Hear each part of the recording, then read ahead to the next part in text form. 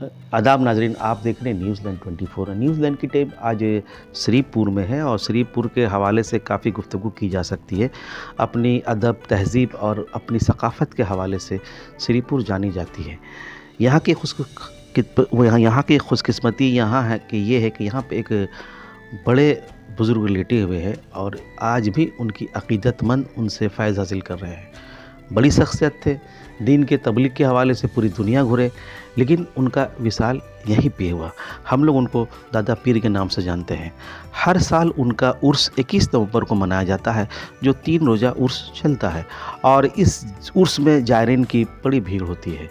दादा पीर साहब के हवाले में तो कई किताबें लिखी जा सकती है, लेकिन हम लोग खुशकिस्मत है कि आज हमारे दरमियान उनके पोता हमारे साथ हैं, सैयद शाह अनवर रहमान साहब। आइए उनसे गुफ्तगू करते हैं और मजीद दादा पीर साहब के जानने की कोशिश करते हैं। जनाब, हमारे चैनल में खैर मकदम है। अब मुख्तसर तौर पर आप लोग अपने बारे में कुछ बताइए। देखिए, हम लोग दादा सरकार रहमतुल्लाह अलैह के नाम से मशहूर हैं। नाम इनका वैसे है सैयद शाह कुतुबुल अक़ताब जनाब मोहम्मद अताउर रहमान ज़ैनबुल हाशमी नक्शबंदी मुजद्दिदी क़ादरी चिश्ती।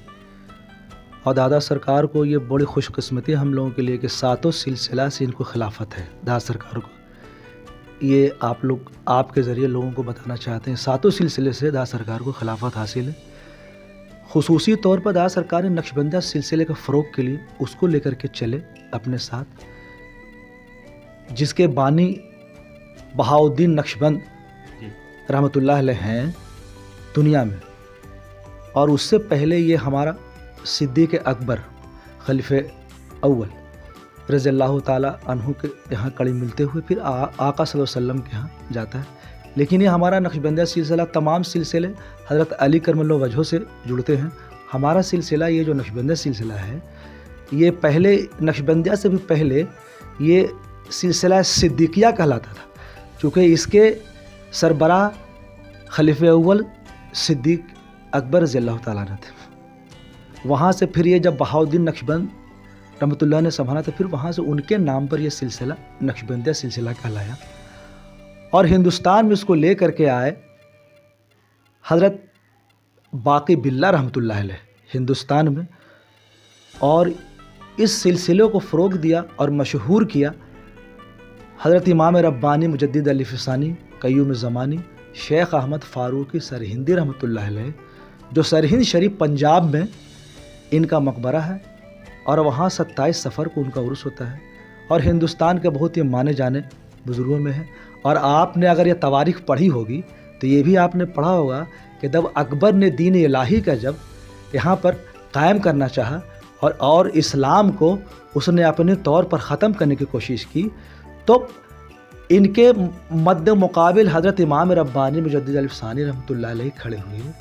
तमाम उलमा ने उस वक्त खुशामद करके तमाम उलमा ने साइन कर दिया था उनके दीन इलाही पर, लेकिन एक अकेला मर्द मुजाहिद जिसका नाम इमाम रब्बानी मुजद्दिद अली फ़सानी के नाम से जाना गया, वही खड़े हुए और अकबर के दीन इलाही को तबाह कर दिया।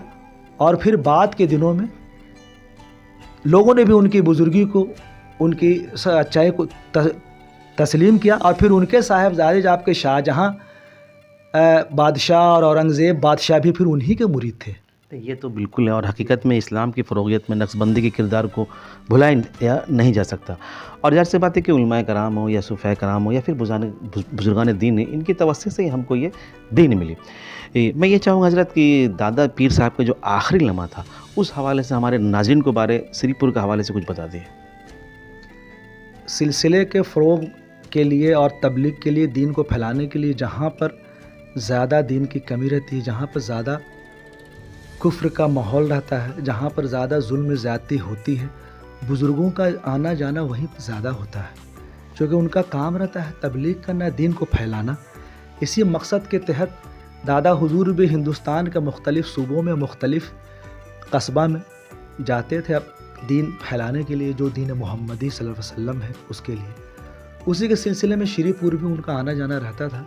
तो 1982 के में भी यहाँ आए। उससे पहले का एक वाक़या आपको बताना चाहते हैं कि यहाँ बहुत वबा आया था और उस वक्त चेचक जो एक वबा होता था تو اس زمانے میں بستی کا بستی اجاڑ دیا کرتا تھا، اس کا کوئی علاج نہیں تھا، لا علاج تھا۔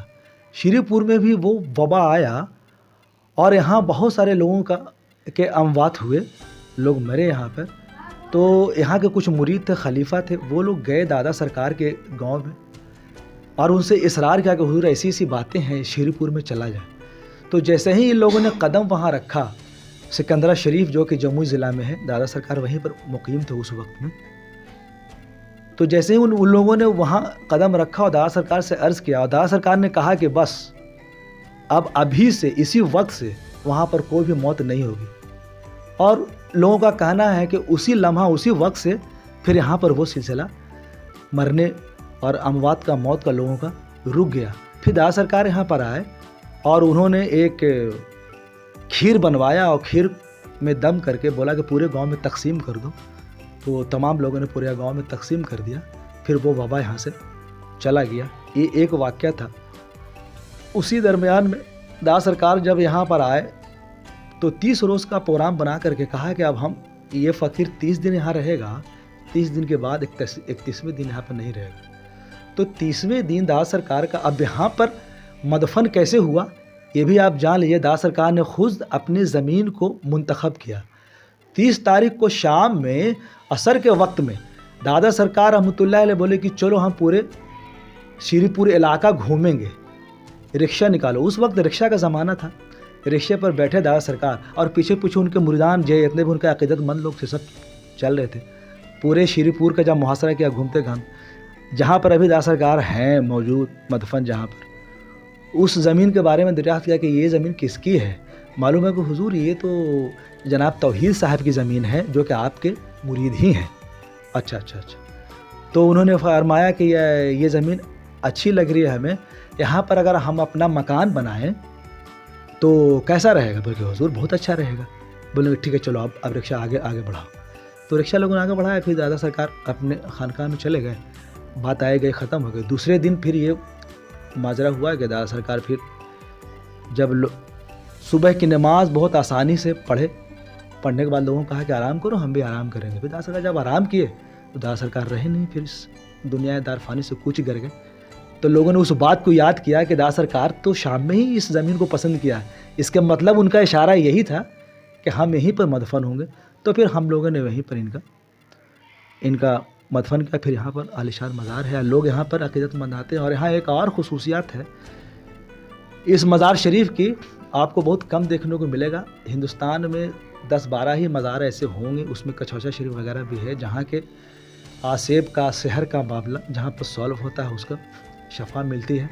دادا سرکار کے ہاں بھی آسیب کا علاج، سحر کا علاج، کوئی شیاطین غلبہ ہو، کس طرح کوئی اجنہ جنات کا کوئی معاملات ہو، تو بالکل شرطیہ علاج یہاں پر اس کا طریقہ ہے، اور بہت سارے لوگ فیضیاب ہو کر کے جاتے ہیں اور یہاں سے بہت ان کو فیض ملتا ہے۔ یہی وجہ ہے کہ مختلف صوبوں سے دادا سرکار کے عقیدت مند، ان کے مریدین، ابا حضور کے ہمارے چاہنے والے تمام لوگ آتے ہیں عرس میں اور ذوق شوق سے حصہ لیتے ہیں اس میں۔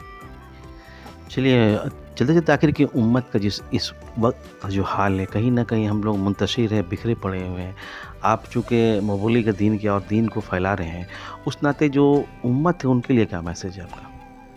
دیکھیے ہمارے جو امت ہے اس کے لیے تو سب سے یہی میسیج ہمارا ہے کہ آقا صلی اللہ علیہ وسلم نے جس راستے کو اختیار کیا، چونکہ ہم ان کی امت ہیں اور وہ ہمارے رسول ہیں اور خاتم النبیین ہیں، ان کے بعد کا سلسلہ تو پھر جو بزرگ آئے، صوفیاء کرام آئے اور انہی کے نقش قدم پر چلے، تو سب سے بہترین ہمارے امت مسلمہ کے لیے یہی ہے کہ آقا صلی اللہ علیہ وسلم کو جو طریقہ تھا، جو صوفیاء کرام کا طریقہ تھا، اس کو اپنائیں اور اس پر چلیں گے تو ضرور ہم کو انشاءاللہ الرحمن کامیابی ملے گی۔ اور چونکہ آقا صلی اللہ علیہ وسلم کا ہے کہ انا بوست و معلم الاخلاق، ہم اخلاق کے معلم بنا کے بھیجے گئے، تو ہم ان کی امت ہیں جو آقا صلی اللہ علیہ وسلم اخلاق کے معلم بنا کے بھیجے گئے۔ تو ہمارا اخلاق بہت وسیع ہونا چاہیے، اور ہم اپنے اخلاق سے ہی، چونکہ پورے دنیا میں اسلام پھیلا بھی ہے تو وہ محبت اور اخلاق سے ہی پھیلا ہے، تو اس لیے ہم اگر اور پھیلیں گے تو ہم چاہتے ہیں تمام امت مسلمہ کے لیے کہ وہ اپنے اخلاق کو وسیع کریں، اخلاق محبت کے ساتھ سب رہیں، بھائی بھائی سب مل کر کے رہیں۔ اور ہندوستان کے لیے بھی ہے، کیا ہمارے مذہب میں بھی کہ تمام مذاہب کے لوگوں کا خیال کریں، تمام مذاہب کے لوگوں کی عزت کریں، احترام کریں، سب لوگوں کو گلے لگائیں، تبھی لوگ آپ میں شامل ہوں گے۔ آپ کے کردار کو، آپ کے گفتار کو دیکھ کر کے ہی لوگ تو آپ کے مذہب میں شامل ہوں گے، اب پھر تبھی یہ پھیلا ہے۔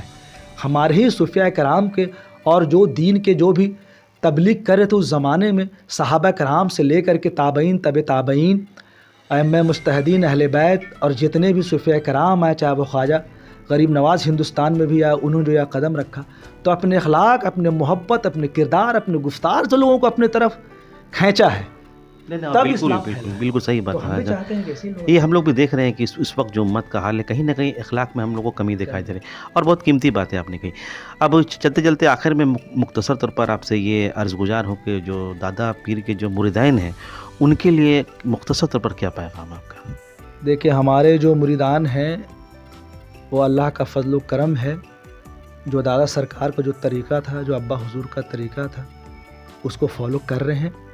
یہ بہت بڑی بات ہے اس پرفتن دور میں، جہاں کہ نفسی کا عالم ہے، جہاں پر فحاشی عام ہے، جہاں پر کھلاپن بہت زیادہ ہے۔ تو ان کے لیے یہی ہے کہ آپ جو ہے جو نقشبندیہ سلسلہ کا جو یہ طریقہ ہے، آپ اس کے نقش قدم پر چلیں، اس کو فالو کریں، اور پھر اللہ کے ہاں جو ہے آپ کی رسائی، آپ کو اللہ اور اللہ کے رسول کی قربت آپ کو حاصل ہوگی۔ چونکہ زیادہ تر یہاں جو بھی لوگ خانقاہ سے جڑتے ہیں، پہلا ان کا مقصد ہوتا ہے دین اور آخرت کو بہتر کرنا، اپنے باطنی کو درست کرنا، اور ہے بھی کہ آپ اگر اپنے دین کو بہتر کر لیں گے تو پھر دنیا، اگر آپ کی آخرت بہتر ہو گئی تو دنیا پھر آپ کے قدموں کے نیچے ہے۔ دنیا کے پیچھے آپ نہ بھاگیں، آپ اللہ اور اللہ کے رسول کے پیچھے بھاگیں، اس کی قربت، اس کی محبت حاصل کرنے کے لیے آپ چلیں، دنیا خود بخود آپ کو مل جائے گی، حاصل ہو جائے گی۔ چلیے حضرت، آپ کی مصروفیات تھی، اس کے باوجود بھی آپ نے چینل سے بات کیا، اس کے لیے بہت بہت شکریہ۔